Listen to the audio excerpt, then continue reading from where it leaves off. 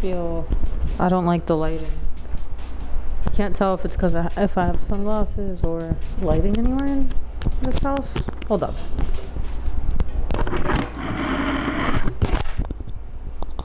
What is going on? This microphone.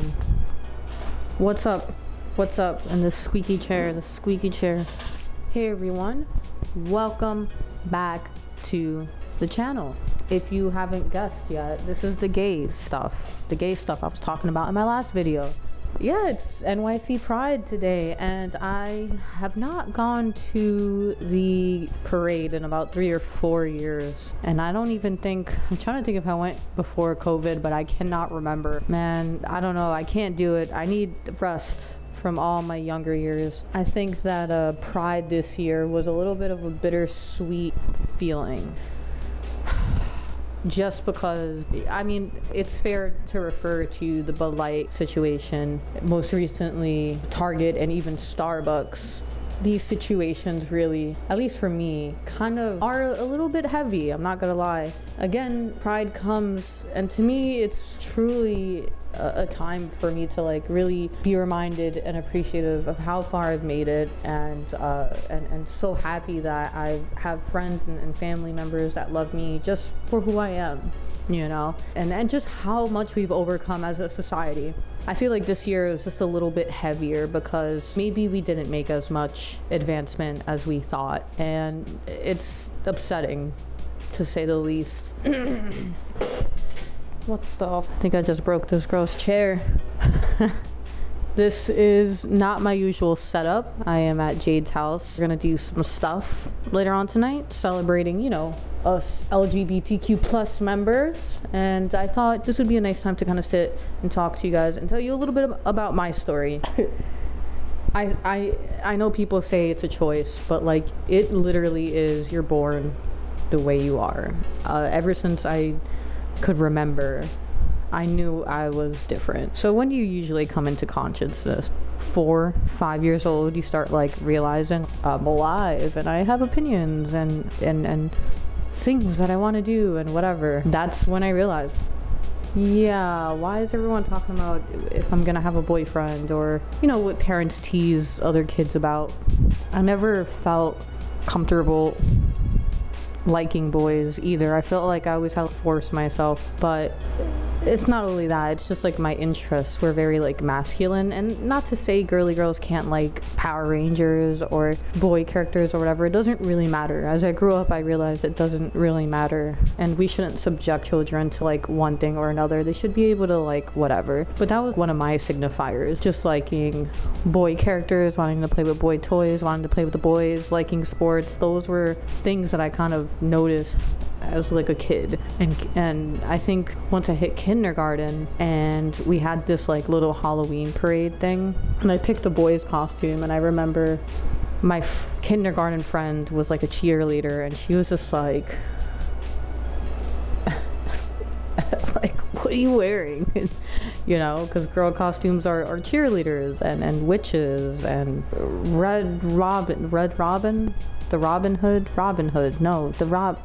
the guy with the big bad wolf. Is it not Robin? Who am I thinking of? Little Red Riding Hood. There you go.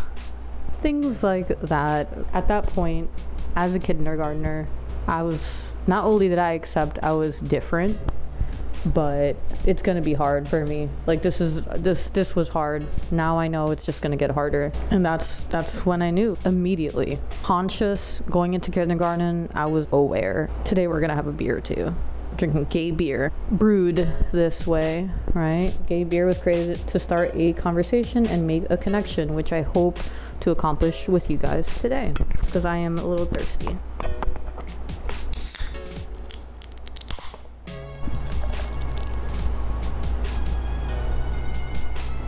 Cheers to everyone within the LGBTQ plus community and all of our allies. And for those who hate us, there's always redemption, depending on the spectrum of hatred, I guess. That makes sense. I believe in redemption, so stop being awful and just accept us. Okay, cheers. Yeah, so growing into that, Man, it was rough because then I wasn't like a good looking kid.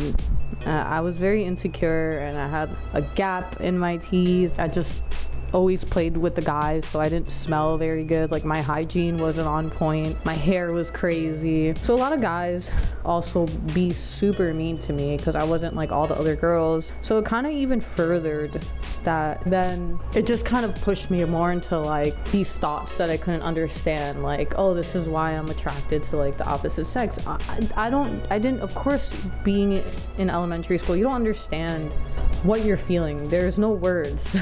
So this is me speaking about myself in an adult view, right? But back in the day, I was just so confused. I was just like, I don't know what's happening. And you kind of just move on, right? Because it doesn't really matter when you're a kid. You're not really thinking about much. You're thinking about it, but you kind of just get over it. It's kind of like burying it, you know? But then 4th grade hit and I remember feeling really, I think I discovered, this must have been in like 2004, South of Nowhere. And that just blew my mind. I was like, I don't know if y'all know what South of Nowhere is. They buried I don't even want to say their name, but they buried it because I feel like they'll just come after this video and claim it. But that show I can't find anywhere, and it was like one of my favorite shows. It really helped me feel like I wasn't it made me feel like I wasn't as alone as I thought. But yeah, come 5th grade, I have this boyfriend, my first boyfriend, and he was a cool guy, but I was scared to kiss because I've never done this shit. And then I had a friend, I don't know if I should say her name, but she was like, oh, I'll just teach you. And I'm like, oh, okay, this works out. But in my head, I'm freaking out. I'm like, oh my God, what the heck is going on? Like, what are the odds of my first kiss being a girl? And I'm attracted to girls, but like I have this boyfriend. And now I'm also so confused. I'm in 5th grade. It's 2005. I have no idea what the hell is going on. But that like sealed the deal. After that practice, it was done. I was like, oh hell no. How could I move forward with this relationship with this guy? Like there's no who, what, and it was bad. So come 6th grade, it was like a little secret amongst a few friends that I was gay, and I'm happy because a lot of my friends, for being like young people, they were just like, oh, okay, you like girls, so what? It was cool, but it's not like I could tell my family or anything. Let me like backtrack it. Actually, not that they knew I was gay, they just knew I kissed girls, so it was like different. It was like a fun thing. So a lot of people were doing that, but we were young. Everyone's like experimenting, right? When you're doing like innocent stuff, holding hands and hugging and kissing or whatever. And then I came out in 7th grade. Oh my God, that was rough. The middle school was rough because that time a lot of people were looking on me.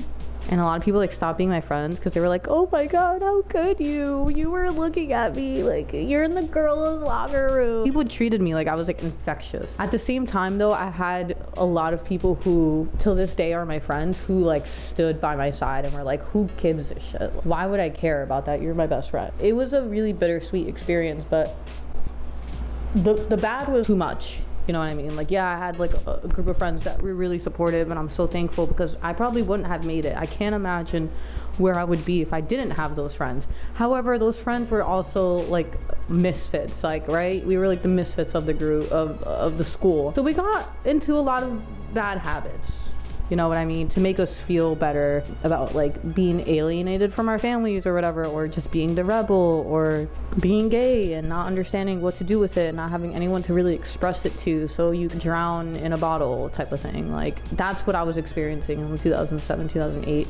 Again, shout out to my friends, because I could not open up to my family about this. Like I remember posting it on MySpace that I was bi, and my mom, someone told her, and she was just crying about it, and it was fucking rough. And I had to lie and be like, no, I don't even know. But it didn't feel good doing that. You know what I mean? It kind of, if anything, like furthered me into like that alienation, isolation, just in general, because it's like, yeah, I have this like group of friends, but this is still not right. Like it'll never be right. Like it's still not popular. People don't understand there really is like old-fashioned gays. Like I'm not old-fashioned, but I guess that would be different, but millennials are a different type of gay spectrum, but even a millennial could be cut in half, right? Because like the millennials are like 1986 to like 2000 or something, whatever. My sister as a millennial who's 37 and me as a millennial as a 29-year-old is very different. There's a huge gap. So I felt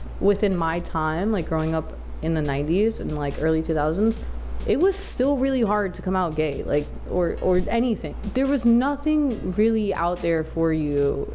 I feel like there's so many layers to this, like, it's so hard to talk about. I need another sip. It's hard to like really dig into it, but I don't know how to explain it, but it is different. So when I was growing up, it was still really hard to be a part of the gay community. Like in my town, there was maybe like one other gay or lesbian that was out, and I had to find friends elsewhere in other towns, coming to New York City a lot because people were more able to be themselves. Like I come from a small town, a small white town for that matter, very strict people, very small time, you know everyone in town type of thing. So it was not easy, and I struggled a lot, and I did a lot of dumb things because there was no education on this stuff, because there was no like clear communication with like families. Nothing was being like shown on TV, and it just makes you feel bizarre, like you're not right. And then high school, it was just really like kind of accepting myself and being out to my friends, still weird about like handling everything. So at that point I have had experienced so much, so maybe I had a resentment even about like being gay or like being a part of the LGBTQ plus community. That resentment kind of led to not being able to fully be happy here, like in this community too. So I wasn't happy like at home and how society was, but in the community that was like welcoming, I wasn't happy either because I still didn't feel right. You know what I mean? Even though I had like friends and like I knew about this community, like it still felt wrong. Like I still felt wrong. And it really messed me up for a long time. And I didn't know what I was prideful about. I didn't know what was the big deal about celebrating this sometimes, because it's such a hard fucking life in your head, you know what I mean? And some people have had it harder than me. Like everyone has their own story about coming out, and it's so fucking hard. Like no one would choose this. Whenever people say it's a choice, I'm like, no, it's fucking not. Honestly, my life would probably be 20 times easier if I was just a fucking straight woman. You know what I mean? And that's just not the reality, and I'm okay with that, you know what I mean? Before I used to be like, why couldn't I just be normal? But I am normal, you know what I mean? I'm fine, but everyone else made me feel crazy. So cut to now, you know, like I think a lot of the changing point, the changing of the course of like pride and like being a part of this community was probably COVID, where we all locked down. And the minute I lost my job and I was finished with school, I really got to sit and think about a lot of stuff and like go to therapy, stop drinking so much. Yes, I know, we'll talk about this in another video, but it gave me time to like really reflect, which a lot of us don't get the opportunity to do about our lives. It's hard because I feel like I'm dealing with like a lot of trauma because not even 2020, I would say 2021. So 2021, yeah, I lost my job because of COVID, and that was a year later. That's so crazy, but it really gave me a time to like sit and think like, wow, there's a lot of things that I have buried. I have resentment, I have embarrassment, I'm carrying so much. And then like to be excited for Pride, and then all of this shit happens and you're just like, oh man. Oh god, it's like, what's the point of like celebrating and being excited, you know what I mean?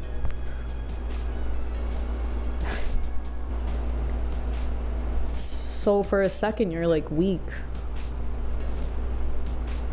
you're, you know, after so much hard work in like the past year, you're like back to where you were before you went to therapy, before you started doing these things or whatever.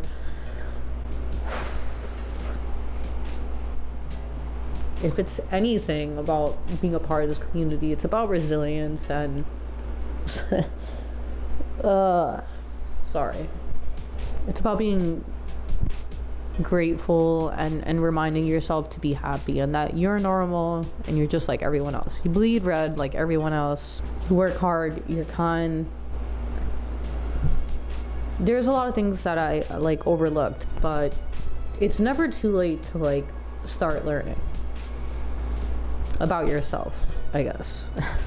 And this community is not perfect. There's a lot of flaws and spectrums of beliefs, and it's just like anything else. Again, we're just like fucking normal people that are born slightly different, still the same, but we just go about life different. Everyone goes about life different. So what makes us different? We're just all different. Who cares?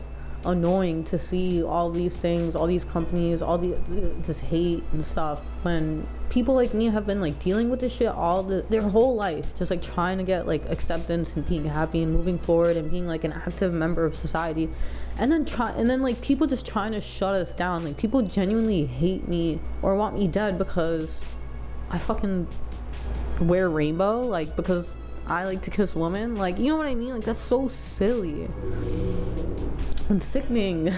It's like funny, but like in a dark way. It's like, oh god, what? Who cares? I don't know. Feels like the whole point of this story is one, it's not a choice. I've been this way for as long as I can remember. No one forced me. All the gays in my family are also fucking closeted because it's so fucking weird. But when you're born somewhere, you're born. It doesn't matter. I wouldn't choose this life and I wouldn't wish it on my worst enemy because it's so fucking exhausting. But guess what? We still fucking do it. We fucking do it, and we wake up and again, productive members of society. We do it with the fuck, and we do it with love, and we do it with kindness. So yeah, being born this way, learn to forgive yourself. The shame, the embarrassment is not supposed to be with you forever. You know, you gotta let it go at some point. There's always, I've said it before, like there's always time to redeem yourself. Even if you're redeeming yourself to yourself, you know what I mean? Like one day I'm gonna be really happy with who I am. It's gonna take work because I have to undo the wiring that everyone else did for me. And that's so hard, but it's a step, right? There's an opportunity to change and we're not alone. There's a lot of helpful people that either A, went through the same thing, or B, they haven't, but they're willing to help, right? Allies. So I'm pretty vocal about all of this like stupid shit, like Bud Light, Target, fucking. What bothers me, like it does bother me, but what bothers me more is seeing like the people support it or people really taking it a step further. You know what I mean? I don't know. Maybe I'm.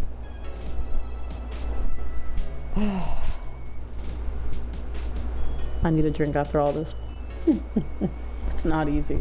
It's not easy. This environment is so intense for no reason, and I hope I don't feel this way for long. You know what I'm saying? Like obviously it was just like tiring because it felt so long, and because the Target thing happened before Pride, and so did the Bud Light thing, and it just felt like Pride this year was so long, but not in a good way, not in the fun way that it should be, not in the love-filled way that it should be. It was just toxic hate, fucking untrue lies coming from people who hate me, who haven't even met me. You know what I mean? Don't know anything about anyone from this community. It's so crazy. So I hope that next year, not only do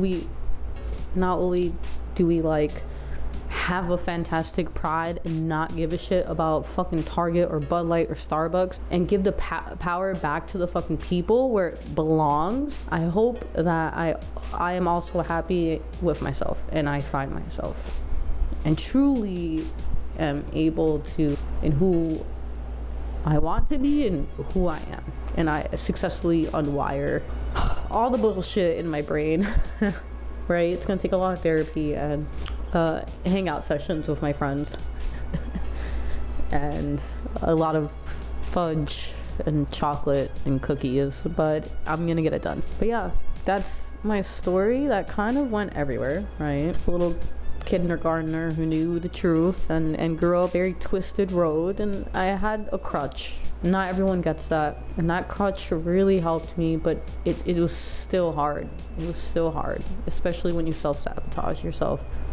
But there is a point where you will say, I'm done with this, and you're gonna get through this. I know it. That's it.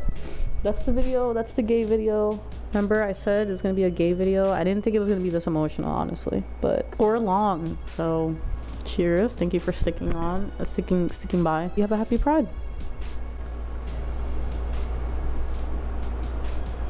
Oh yeah, don't forget to subscribe. I have 120 subscribers. My mind is blown. I know it sounds like a little baby number. It is a baby number, but I'm happy and it's exciting. What the heck? What am I not gonna be excited? Welcome to my channel. I hope you like it. I do a bunch of different content. Lately I've been sitting in front of the camera, but there will be some adventures, some food reviews, some stuff. That's always good. And yeah. Anything you want to say, Jade, before I shut this off? Happy Pride. Happy Pride. Look at this cute little plant I got, Jade, by the way. Oh my god, look how much it grew. It's so beautiful. So cute.